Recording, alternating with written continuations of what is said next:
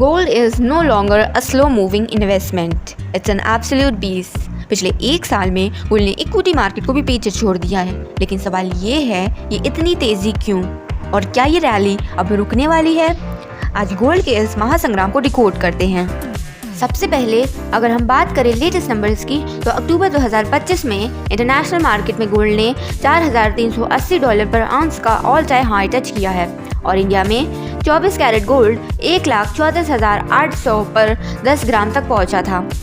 लेकिन हाल ही में profit booking के चलते इसमें एक शार्प डिप भी आया, जहां प्राइस $4,100 के आसपास है। इस तेजी को समझें, पिछले 12 महीनों में गोल्ड ने लगभग 63% का चौंका देने वाला रिटर्न दिया है। अब इसके 3 मेन ग्लोबल ड्राइवर्स देखते हैं। गोल्ड की प्राइस सर्ज का सबसे बड़ा इंजन है दुनिया के सेंट्रल बैंक्स की record breaking buying. RBI, People's Bank of China और टर्की जैसे सेंट्रल बैंक्स डॉलर से निकलकर गोल्ड खरीद रहे हैं। लेटेस्ट डेटा कहता है सिर्फ 2025 के फर्स्ट 9 मंथ्स में सेंट्रल बैंक ने 600 टन से ज़्यादा गोल्ड खरीदा है। जब इतने बड़े प्लेयर्स बाइंग करते हैं तो डिमांड बढ़ जाती है और सप्लाई कम हो जाती है और प्राइस रॉकेट की तरह ऊपर जाता है।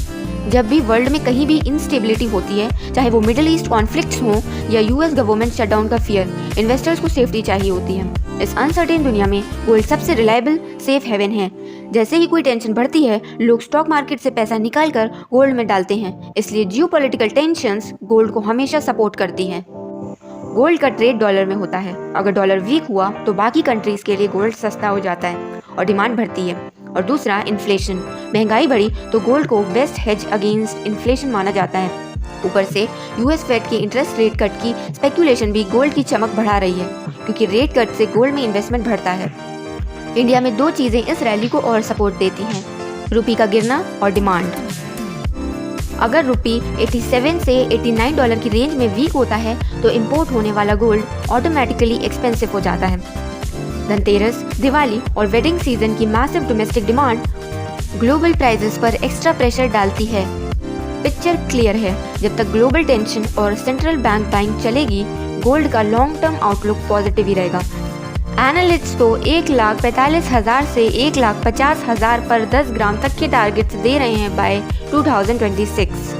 लेकिन इसमें वॉलेटिलिटी भी आती रहेगी, जैसे कि हमने $4,380 से $4,100 की करेक्शन देखी। इसलिए इन्वेस्ट हमेशा SIP मोड में करें और इसे अपना पोर्टफोलियो का सिक्योरिटी हेज मानकर चलें। अगर आपको ये वीडियो इंसाइटफुल लगी तो लाइक करें और चैनल को सब्सक्राइब करना ना भूलें। Keep investing, stay safe.